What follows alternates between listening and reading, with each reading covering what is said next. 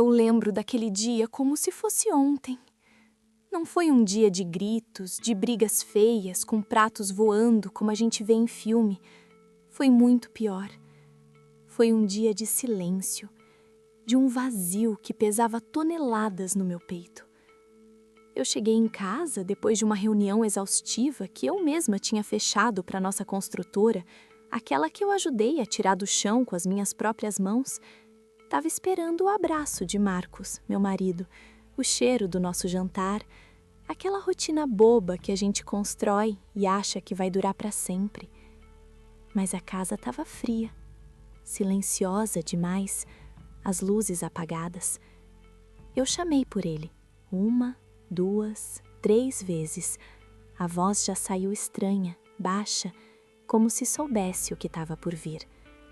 Eu andei pela sala e notei que as prateleiras de livros dele estavam vazias. O armário de bebidas, onde ele guardava aqueles uísques caríssimos, estava limpo. Fui para o nosso quarto. O lado dele da cama estava arrumado, mas o guarda-roupa estava com a porta aberta, escancarando o espaço vazio onde deveriam estar os ternos dele. Aí eu vi. Na porta da geladeira, preso por um ímã de souvenir de uma viagem que a gente nem fez, estava o bilhete. Um papelzinho dobrado, sem alma, escrito à mão com aquela letra apressada que eu conhecia tão bem. Eu li as palavras e senti o mundo inteiro desabar, não em pedaços, mas em pó. Eu te deixei. Peguei o que era nosso e segui em frente. Você não era mais útil. Útil. Essa palavra me rasgou por dentro. Eu, a mulher que passou 10 anos da vida dele, abrindo mão dos meus próprios sonhos, usando o meu talento para números e negociação para fazer a empresa dele virar um sucesso, eu era só uma ferramenta descartável. Marcos não tinha ido embora só de corpo. Ele tinha me roubado. Eu corri para o escritório, tremendo. O cofre que guardava a papelada da empresa e as economias de uma vida estava aberto, vazio. Fui checar a conta bancária conjunta pelo computador, a tela piscou, mostrando um saldo de R$ 47,32. Ele tinha zerado tudo. Naquele momento, eu entendi que não era só uma traição conjugal. Era um golpe, planejado, frio e meticuloso. Ele tinha transferido todos os ativos da construtora para uma nova empresa, registrada em nome de Laranjas, e depois simplesmente me descartou. A casa que eu ajudei a decorar e a pagar estava no nome dele desde o início, uma precaução que ele sempre dizia ser burocrática, mas que agora eu via como uma armadilha. Eu caí no chão da cozinha e chorei. Mas não foi um choro de alívio ou de tristeza comum. Foi um choro de humilhação, de dor física. Eu senti que meu corpo estava sendo esmagado pela injustiça. Eu tinha me dedicado a ele, acreditado no sonho dele, e ele me pagou com a pobreza e o desprezo. Eu não tinha para onde ir. Eu, Maria, que até a semana passada era a esposa influente de um empresário em ascensão, a mulher que usava joias discretas mais caras e dirigia um carro importado, agora estava sem teto, sem dinheiro e sem dignidade. Tive que ligar para minha tia Lúcia. A tia Lúcia mora num bairro simples, na periferia, onde a vida é dura e a gente aprende a valorizar cada moeda. Foi a única pessoa que eu tive coragem de procurar. Lembro da vergonha de chegar lá com uma mala pequena, contendo o que sobrou da minha vida. A tia Lúcia me recebeu com aquele abraço apertado e cheiro de café forte, sem fazer perguntas, o que foi um alívio. Mas o mundo não era tão gentil. As notícias se espalharam rápido na nossa antiga bolha social. Marcos, que já tinha se instalado num apartamento de luxo com a nova parceira, uma mulher mais jovem que ele dizia ser a nova diretora de marketing da empresa, fez questão de pintar um quadro de mim como a esposa desequilibrada, a que não entendia de negócios, a incompetente. Eu passei as primeiras semanas na casa da tia Lúcia em estado de choque, dormindo num sofá-cama velho, ouvindo o barulho da rua, sentindo o cheiro de fritura dos vizinhos. Eu, que tinha assistentes para tudo, agora estava lavando minhas próprias roupas à mão. A humilhação vinha de todos os lados. Quando eu saía para comprar pão, via os olhares de pena e de escárnio. Olha lá a rica que perdeu tudo. Eu me sentia um fracasso completo. Eu tinha investido o meu amor, minha confiança e minha inteligência num homem que me via apenas como um degrau. Eu olhava para o teto de madeira da sala da tia Lúcia, que tinha umas manchas de umidade, e pensava, como eu pude ser tão cega? A dor era imensa, mas o pior era a sensação de impotência.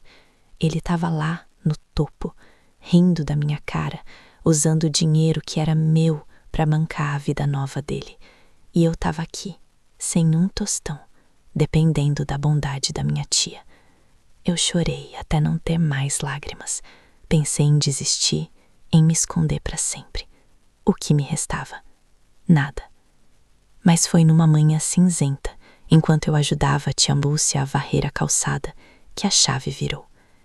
Eu estava curvada, varrendo folhas secas, e vi meu reflexo na janela embaçada de um carro estacionado. Eu estava magra, pálida, com roupas velhas. Parecia um fantasma da Maria que eu fui. E, de repente, a tristeza deu lugar a algo novo. Não era raiva explosiva, era uma fúria fria, calculada, uma determinação de aço que se acendeu no fundo da minha alma. Ele disse que eu não era útil. Ele achou que, roubando meu dinheiro, ele roubaria também minha capacidade. Ele estava muito enganado. Eu tinha perdido tudo material, mas ele não podia roubar o que estava na minha cabeça. Ele não podia roubar os anos de experiência que eu tive gerenciando projetos de milhões, negociando prazos impossíveis, resolvendo crises que ele nem sabia que existiam. Eu me endireitei, larguei a vassoura e olhei para o céu nublado. A partir daquele momento, a Maria ingênua e apaixonada morria. Nascia a Maria de Ferro, a mulher que não ia apenas sobreviver, mas ressurgir para provar que a sua força ia muito além do que qualquer pessoa, especialmente Marcos, imaginava. Eu prometi a mim mesma que a minha volta não seria barulhenta, não seria com escândalos, seria elegante, implacável e, acima de tudo, inegável. O primeiro passo foi o mais difícil, enfrentar a realidade sem me afogar nela. Eu vasculhei a única coisa de valor que ele não levou, meu velho notebook. Por sorte, ele não se importou com ele, achou que era sucata. Eu comecei a trabalhar de madrugada, na ponta do sofá-cama. Eu usava a internet da tia Lúcia para estudar o mercado de construção civil de São Paulo. Eu sabia que Marcos tinha deixado rastros, buracos na documentação que ele tentou esconder na pressa. E eu sabia exatamente onde procurar. Eu precisava de dinheiro, mas não podia procurar um emprego comum. Eu não podia me expor. Eu precisava de algo que me desse flexibilidade e sigilo. Então eu decidi usar o meu conhecimento. Eu comecei a oferecer consultoria informal, de baixo custo, para pequenos empreiteiros e comerciantes do bairro da tia Lúcia. Eles estavam acostumados a pagar caro por advogados e contadores que os enrolavam. Eu oferecia soluções rápidas, legais e, o mais importante, eficientes. Eu te ajudo a organizar suas finanças, a negociar com fornecedores, a entender o que o banco está fazendo com seu dinheiro. Eu cobrava pouco, mas cobrava em dinheiro vivo, guardando cada nota com a disciplina de um soldado. O meu escritório era a mesa de jantar da tia Lúcia. Minhas ferramentas, meu cérebro e a memória dos erros que Marcos cometeu e que eu não cometeria.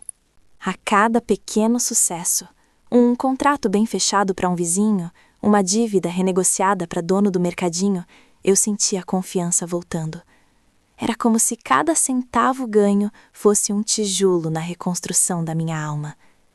Eu não estava mais chorando, eu estava focada, eu estava faminta. Com o tempo, a notícia da mulher que entende de números se espalhou pelo bairro. Eu comecei a ter clientes de outras regiões da periferia, pessoas que tinham negócios legítimos, mas que precisavam de alguém com visão de gente grande para orientá-los. Eu mudei meu jeito de falar. Eu eliminei a doçura e adotei a objetividade. Eu aprendi a ser implacável nas negociações. Eu era a única coisa que Marcos não conseguiu roubar, meu talento. Em 6 meses, eu juntei o suficiente para alugar uma salinha comercial minúscula num prédio antigo, no limite entre a periferia e o centro. Era feio, cheirava velho, mas era meu primeiro passo de volta. Eu me registrei como consultora de gestão de riscos e projetos, um nome pomposo para uma mulher que atendia clientes com o cabelo preso num coque e roupas que eu mesma costurava para parecerem mais profissionais. Eu não procurava Marcos. Eu não queria saber da vida de luxo que ele ostentava nas redes sociais. Meu foco era crescer, ficar forte o suficiente para que, quando eu reaparecesse, ele não tivesse como me ignorar. Eu sabia que ele estava no centro de São Paulo, no alto de um prédio moderno, vivendo a vida de CEO que ele sempre quis. E eu estava aqui, na sombra, crescendo como uma raiz forte que ele tentou arrancar, mas só conseguiu podar. Eu queria que a minha vingança fosse lenta, saborosa. Eu queria que ele me visse de novo, não como a esposa traída, mas como a concorrente que ele deveria ter temido desde o início. E esse dia, eu sabia, estava chegando. Eu trabalhei sem parar, dia e noite. Eu não tinha tempo para lamentar. Minha dor virou combustível. Cada contrato fechado, cada cliente satisfeito era um passo para fora da sombra dele. A minha pequena empresa começou a se destacar. Eu não tinha o luxo de um escritório chique, mas eu tinha algo que Marcos e os CEOs arrogantes da cidade não tinham. Eu entendia a dor de quem estava começando, de quem tinha pouco, e eu entregava resultados reais. 1 ano depois do abandono, eu não estava rica, mas estava de pé. Eu tinha saído da casa da tia Lúcia e alugado um apartamento pequeno, mas que era só meu. Eu troquei o sofá-cama por uma cama de verdade. E mais importante, eu tinha um plano. Meu plano não era só recuperar o que ele roubou, era tomar o lugar dele. Eu sabia que para entrar no jogo dos grandes, eu precisaria de um projeto de impacto, algo que chamasse a atenção da alta roda empresarial, algo que fizesse Marcos sentir o primeiro calafrio na espinha. Eu comecei a estudar as licitações públicas para grandes projetos de infraestrutura, projetos complexos, cheios de risco, que só as grandes construtoras ousavam tocar. E foi aí que eu encontrei o Projeto Fênix. O Projeto Fênix era uma licitação gigantesca para revitalizar uma área portuária abandonada, um projeto que exigia capital, experiência e, acima de tudo, coragem. Marcos, com a empresa dele, a Marcos Engenharia, estava na disputa. Ele era um dos favoritos. Eu, a Maria Consultora, uma empresa de 1 ano de vida, sem nome, sem histórico de grandes obras, decidi que ia entrar na briga. Eu sabia que era loucura, mas a loucura, naquele ponto, era a minha única aliada. Eu passei meses preparando a proposta. Eu não podia competir em capital, mas eu podia competir em inteligência. Eu usei todo o meu conhecimento da burocracia, das brechas legais, das falhas de planejamento que eu tinha visto Marcos cometer ao longo dos anos. Eu criei uma proposta de gestão de risco tão inovadora e segura que ela se destacava das propostas gigantescas e inflacionadas dos tubarões do mercado. Quando chegou o dia de entregar a proposta final, eu me vesti com meu melhor terninho, o que eu tinha mandado fazer com o dinheiro das minhas primeiras consultorias. Eu estava nervosa, mas a determinação era maior. Fui até o prédio onde as propostas seriam abertas, um salão imponente, cheio de homens de terno caríssimo, cheiro de perfume importado e arrogância. E lá estava ele, Marcos. Ele estava no centro do salão, rindo com outros empresários. Ele parecia mais velho, mas ainda ostentava aquele ar de sucesso fácil. Ele não me viu no início. Eu estava na lateral, discreta, observando. Eu senti um nó no estômago, mas não era mais a dor da traição. Era a tensão da caçada. Quando eu caminhei para entregar minha pasta, o silêncio se fez. Eu senti os olhos dele em mim. Ele parou de rir. O sorriso congelou no rosto. Eu não era mais a esposa desolada. Eu era uma mulher de negócios, com a espinha reta e o olhar frio. Eu tinha me transformado. Marcos veio na minha direção, a expressão dele se dividindo entre choque e desprezo. Maria, o que você está fazendo aqui? Veio pedir emprego? Ele perguntou, a voz baixa, carregada de escárnio. Eu olhei para ele, sem piscar, e pela primeira vez em muito tempo, senti que eu estava no controle. Não, Marcos. Eu vim disputar o seu lugar. Eu entreguei minha proposta, virei as costas e saí do salão sem esperar a resposta dele. Eu sabia que naquele momento o jogo tinha mudado. A injustiçada resiliente feminina não estava mais rastejando. Ela tinha acabado de se sentar à mesa. E a vingança? A vingança estava apenas começando a ser servida. E seria um prato frio, delicioso e muito, muito elegante. Eu sabia que a partir daquele dia, Marcos não conseguiria mais dormir tranquilo. Ele tinha me subestimado. E isso era o erro mais caro que ele já cometeu. Eu ia fazer ele pagar cada centavo. Não com dinheiro, mas com a humilhação de me ver no topo. E eu estava pronta para a guerra. Eu estava pronta para o meu renascimento. Eu saí daquele salão de licitações com o coração acelerado, mas a cabeça fria. A reação de Marcos, aquele misto de choque e raiva, me deu um ânimo que dinheiro nenhum podia comprar. Ele não tinha me visto. Ele tinha visto um fantasma, uma ameaça que ele pensou ter enterrado. Eu voltei para minha salinha alugado, o cheiro de mofo parecendo perfume depois daquele encontro. Agora era a espera. A espera foi a parte mais cruel. Eu estava apostando tudo o que tinha, minhas economias, minha reputação crescente no bairro e o resto da minha sanidade, naquele projeto Fênix. Marcos não ficou quieto. Eu soube por fontes indiretas, gente que ainda tinha um pingo de decência e me avisava que ele estava tentando desqualificar a minha proposta. Ele dizia que a minha empresa era fundo de quintal, que eu não tinha capital para bancar um projeto daquele tamanho. E ele estava certo. Eu não tinha o capital, mas eu tinha a inteligência. E eu tinha o trunfo de conhecer exatamente aonde ele escondia os próprios podres. Eu passei as semanas seguintes monitorando cada movimento dele, como um jogo de xadrez de alta complexidade. Eu sabia que se ele tentasse me atacar judicialmente, ele teria que abrir a papelada da Marcos Engenharia, e era lá que eu encontraria a prova da fraude que ele cometeu contra mim. Mas o universo às vezes conspira a favor da justiça, mesmo que demore. 3 semanas depois de entregar a proposta, o telefone da minha salinha tocou. Eu atendi com a mão tremendo. Era a comissão de licitação. Eles foram diretos. Minha proposta, a da Fênix Gestão de Projetos, tinha sido a vencedora. Eu tive que me sentar. Não gritei, não pulei. Apenas respirei fundo, absorvendo a notícia. Eu tinha ganhado. Não por sorte, mas por mérito. Os tubarões tinham apostado no preço alto e na influência política. Eu apostei na eficiência e na verdade. Minha proposta de gerenciamento de riscos era tão à prova de falhas que a comissão não teve como ignorar. Eles viram que, no longo prazo, eu economizaria milhões para o governo. O impacto daquela vitória foi sísmico no mercado de construção de São Paulo. De repente, a Maria, a consultora obscura, estava gerenciando o maior projeto de infraestrutura do ano. Eu não era mais a esposa traída. Eu era a CEO da Fênix, a mulher que tinha tirado Marcos Engenharia de um negócio bilionário. A partir desse dia, minha vida mudou de novo, e dessa vez para o alto. Eu usei o contrato do Fênix como garantia para conseguir financiamento no banco. Não foi fácil. Os bancos ainda me olhavam com desconfiança, mas o contrato era irrefutável. Eu saí da salinha mofada e aluguei um andar inteiro num prédio comercial respeitável no centro.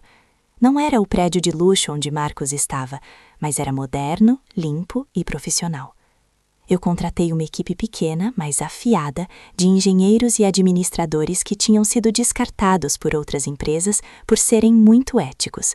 Eu queria gente que valorizasse a honestidade acima do lucro fácil. Eu mudei meu guarda-roupa, sim, eu precisava me vestir para o papel. Mas não era sobre luxo, era sobre autoridade. Roupas que diziam, eu estou aqui para trabalhar e você vai me respeitar. Eu fiz questão de que a notícia da minha ascensão chegasse a Marcos. Não por fofoca, mas por fatos. Quando ele abriu os jornais de negócios, meu nome estava lá. Maria, CEO da Fênix. O desespero dele começou a ficar visível. Ele tentou de todas as formas desestabilizar meu projeto.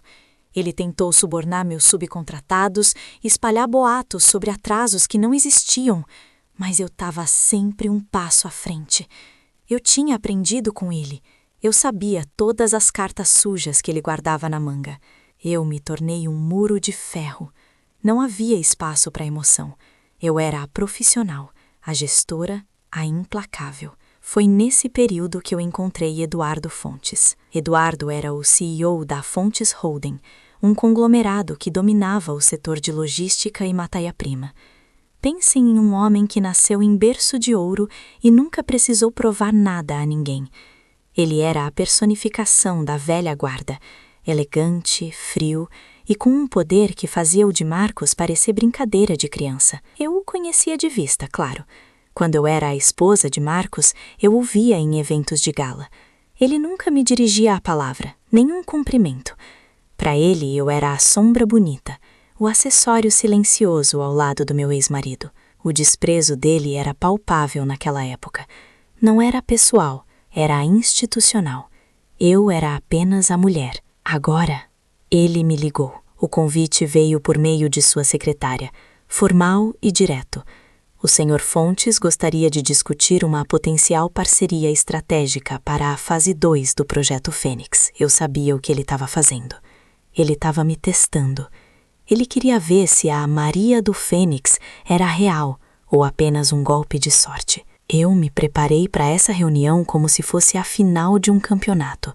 Entrei no escritório dele, um lugar com vista para a cidade inteira, sentindo o peso do luxo e do poder. Eduardo Fontes estava lá, de pé, me esperando. Terno impecável, cabelo grisalho bem cortado e um olhar que parecia analisar sua alma. Maria, é um prazer recebê-la, ele disse, a voz grave e polida. O prazer é meu, Sr. Fontes, mas vamos direto ao ponto. Eu sei que o senhor não me chamou aqui para tomar café. Ele sorriu, um sorriso sutil, quase imperceptível, que não chegava aos olhos. Direta como sempre. Lembro-me de você nos eventos, Senhora Maria. Você sempre foi discreta. Eu sentia a alfinetada. Ele estava me lembrando que, para ele, eu era invisível. Discreta, sim, mas nunca desatenta, Sr. Fontes.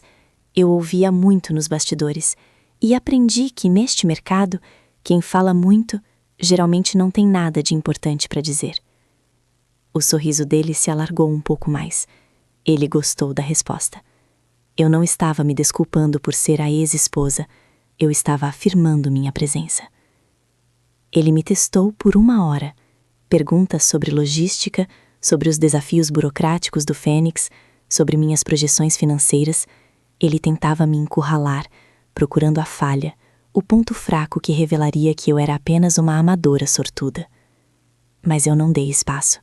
Eu usei os números. Eu falei a linguagem dele, com a precisão de um cirurgião.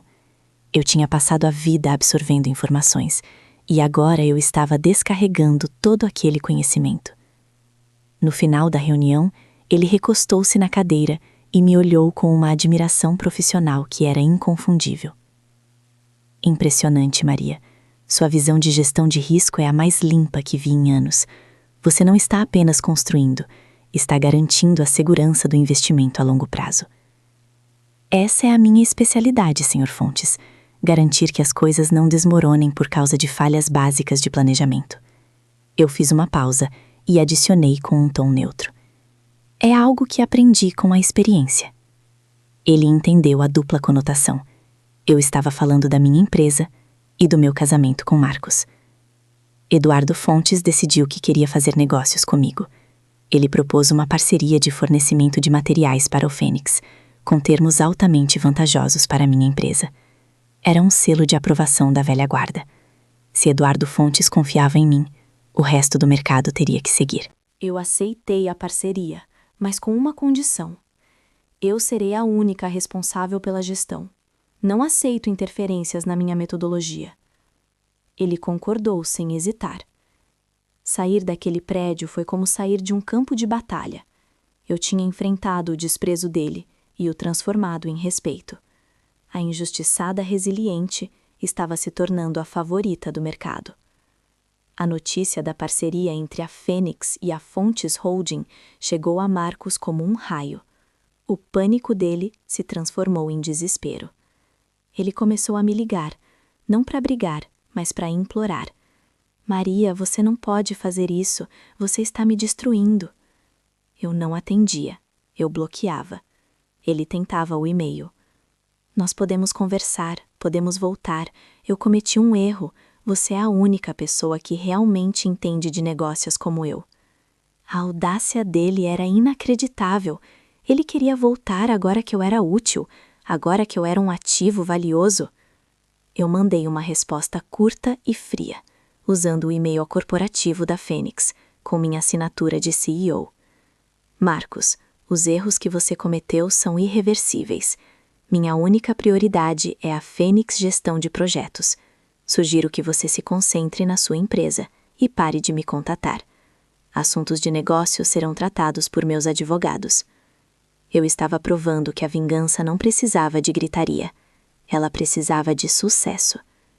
Minha ascensão foi rápida e metódica. Em menos de 2 anos, a Fênix Gestão de Projetos não era apenas uma empresa, era um sinônimo de eficiência e confiabilidade. Eu não parei no Fênix. Eu comecei a pegar projetos menores, mais estratégicos, sempre entrando nos mesmos mercados que Marcos, sempre ganhando. Eu não estava roubando clientes dele, eu estava provando que ele era obsoleto. A humilhação dele era pública. Nos jantares de negócios, nas colunas sociais, o comentário era sempre o mesmo. Marcos se livrou da esposa que o construiu, e agora ela está desmontando ele tijolo por tijolo. A nova parceira dele, aquela que ele chamava de diretora de marketing, era uma figura decorativa, incapaz de entender a complexidade dos negócios que eu geria. A Marcos Engenharia começou a sangrar. Perdeu contratos, perdeu fornecedores, graças à minha parceria com o Eduardo Fontes, e pior, perdeu a credibilidade. Eu estava no meu auge profissional, mas o fantasma de Marcos ainda pairava. Eu precisava do golpe final, aquele que me daria paz e fecharia o ciclo. Eu precisava recuperar o que era meu, não apenas o dinheiro, mas a dignidade que ele roubou. Eu sabia que Marcos estava desesperado por capital. Ele estava tomando empréstimos com juros altíssimos para cobrir os rombos. E eu sabia que, em breve, ele teria que vender um de seus ativos mais importantes para sobreviver. E foi aí que a peça final do meu plano começou a se encaixar. Eduardo Fontes, o CEO que antes me desprezava, estava cada vez mais próximo. Ele não era apenas um parceiro de negócios, ele estava genuinamente impressionado, e eu podia sentir atraído pela minha força. Ele me convidou para um jantar de negócios, mas a atmosfera era diferente. Era uma noite de gala para arrecadar fundos para um projeto social. Eu fui, impecável, com um vestido que exibia minha confiança renovada. No meio do salão, enquanto Eduardo me apresentava a outros grandes investidores, eu ouvi Marcos. Ele estava pálido, tenso, forçando um sorriso ao lado da parceira, que parecia desconfortável e deslocada. Ele não estava mais no centro das atenções. Ele era um homem à beira do colapso.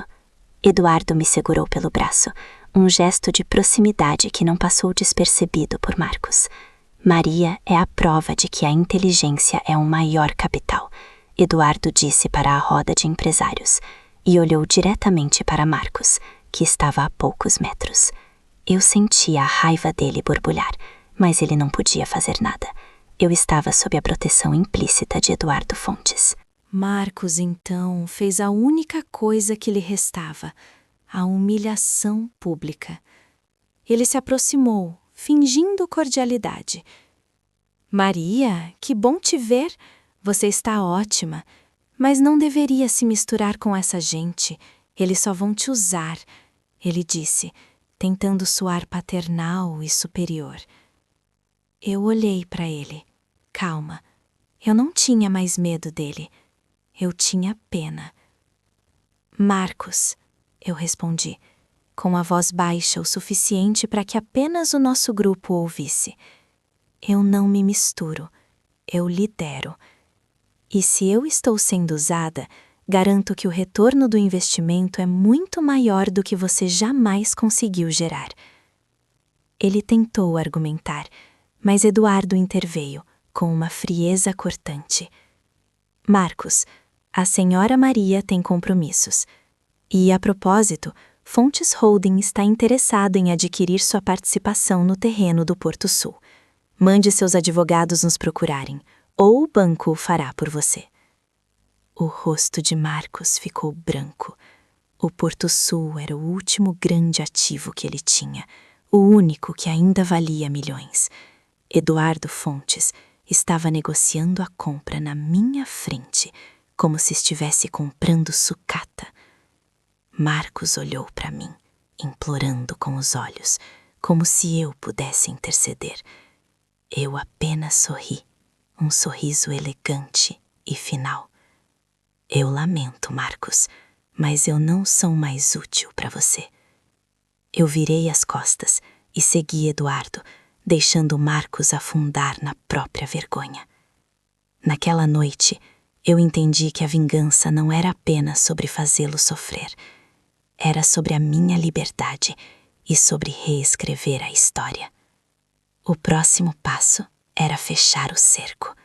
Eu sabia que a venda do Porto Sul seria o fim da Marcos Engenharia, mas eu precisava de mais do que a queda dele. Eu precisava da prova do roubo. Eu precisava do meu dinheiro de volta. Eu comecei a trabalhar secretamente com os advogados de Eduardo, que tinham acesso a informações privilegiadas sobre as finanças de Marcos. Eu estava caçando o dinheiro que ele tinha desviado anos atrás. A ironia era deliciosa. O homem que me desprezou, Eduardo Fontes, estava agora fornecendo as ferramentas para eu destruir o homem que me traiu. Ele via em mim uma parceira valiosa, uma mulher que não se curvava. Eu estava no topo do jogo, mas o final da partida ainda estava por vir. Eu estava prestes a dar o cheque-mate, e ele seria público, doloroso e totalmente justificado. A Maria que chorou no chão da cozinha estava morta. A Maria de Ferro estava pronta para o grande final. Eu só precisava do momento certo, do palco perfeito, para que o mundo inteiro visse a queda do traidor e o triunfo da resiliente. E esse momento, eu sabia, estava sendo planejado com a precisão de um relógio suíço. Eu estava pronta para reconquistar meu legado. O checkmate não podia ser dado em um canto escuro. Ele precisava de luz, de testemunhas, de um palco que mostrasse a todos que a justiça, às vezes, anda de terno e salto alto.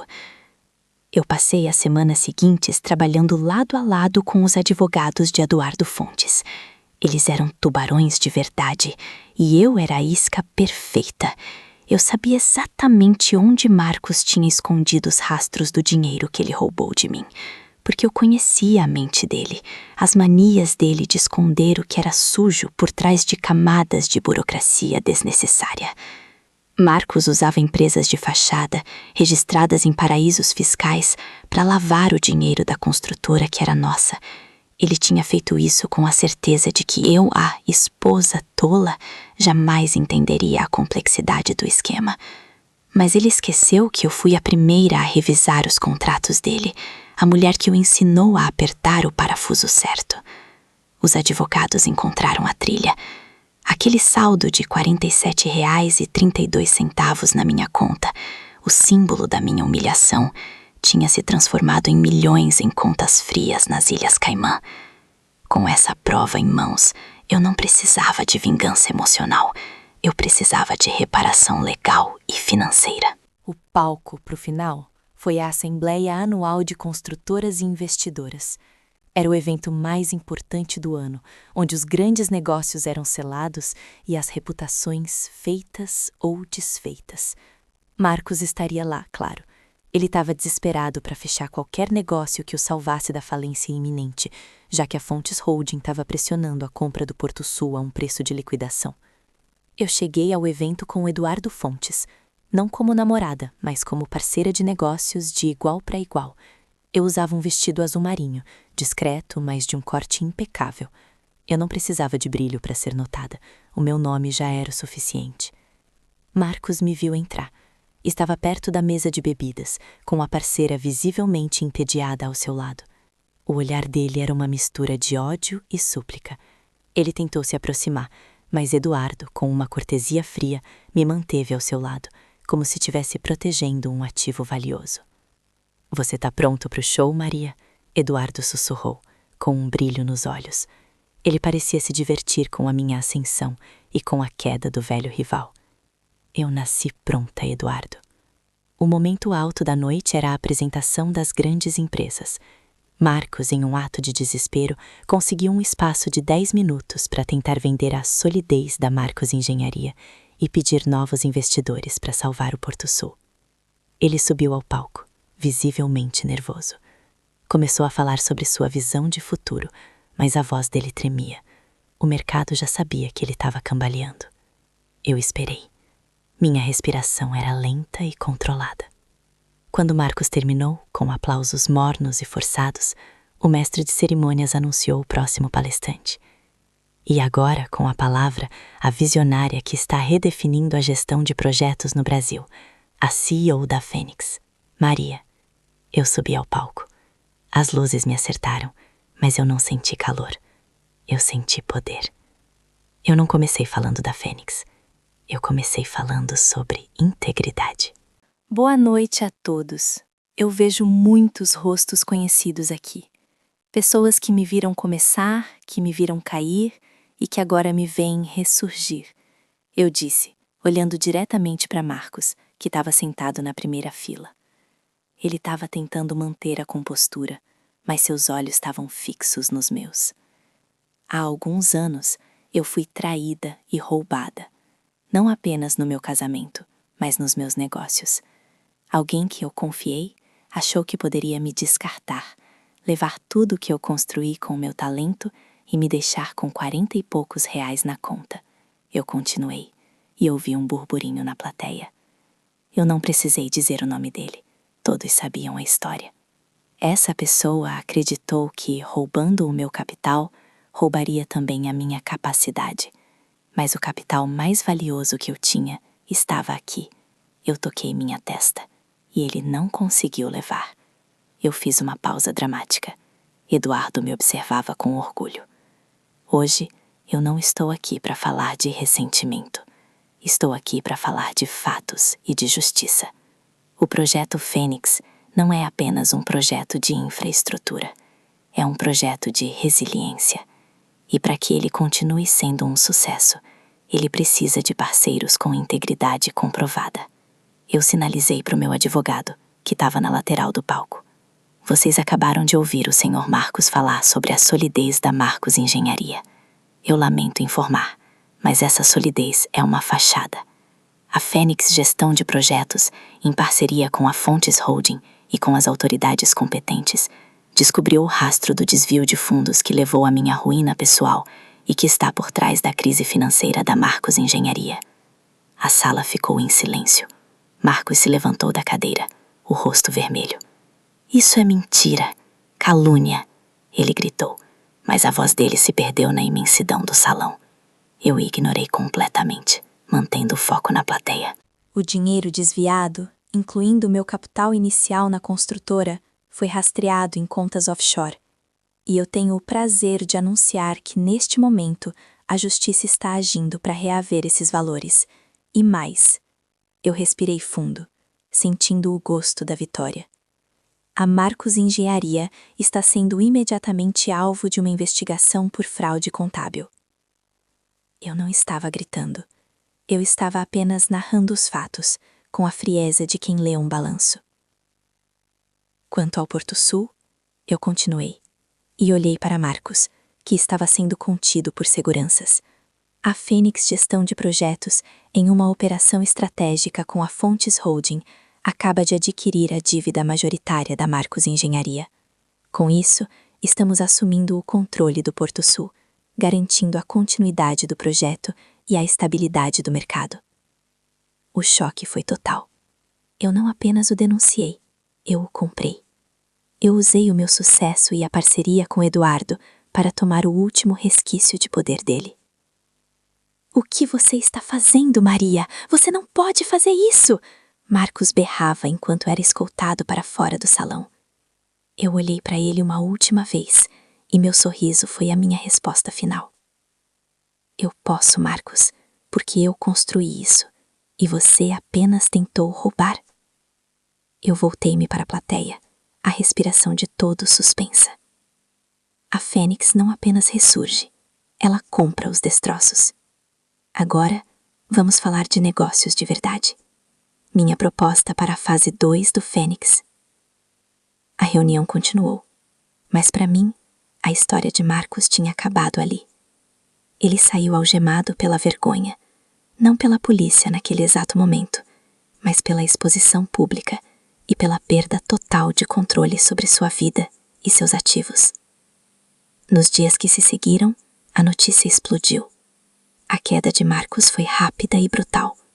A investigação por fraude se aprofundou e ele perdeu tudo: a casa, o carro, a dignidade.